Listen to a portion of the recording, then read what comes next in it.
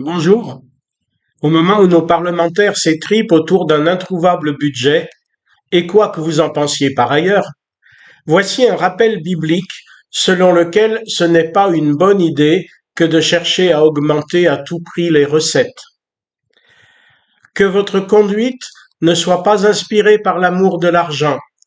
Contentez-vous de vos biens actuels, car Dieu lui-même a dit, je ne te délaisserai pas, ni ne t'abandonnerai.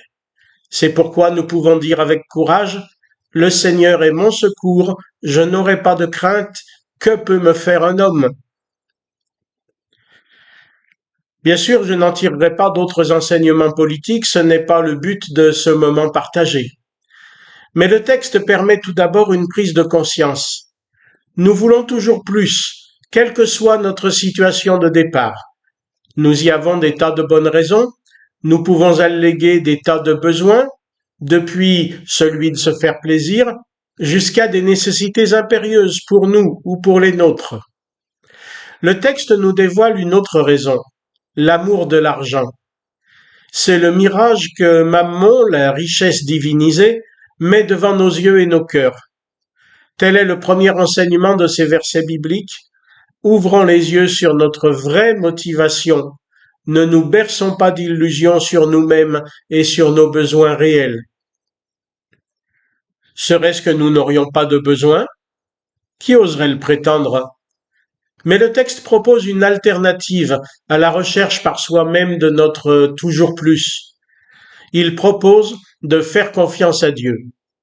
Car Dieu ne concerne pas seulement notre vie spirituelle et notre vie future, il concerne tous les aspects de notre existence. Sa promesse de ne pas nous abandonner concerne donc aussi nos problèmes pécuniaires, notre situation personnelle ou familiale, notre vie professionnelle ou sociale. Mais comme toujours selon l'Évangile, cela ne se passe pas par contrat.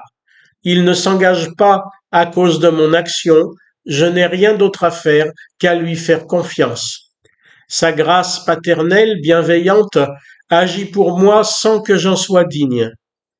Je puis alors confesser sans crainte que c'est sur lui seul que je compte, sans crainte d'être moqué, certes, mais aussi sans crainte que ça ne marche pas.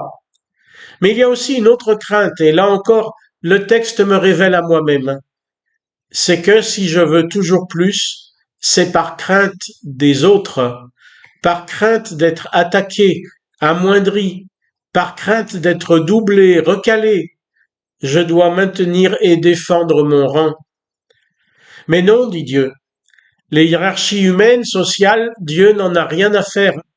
Si je lui fais confiance, c'est aussi pour qu'il me sorte de cette course de vitesse, de ce désir mimétique qui me laisse croire que si je n'ai pas comme l'autre, alors je ne vaux rien. Mais que peut me faire un homme?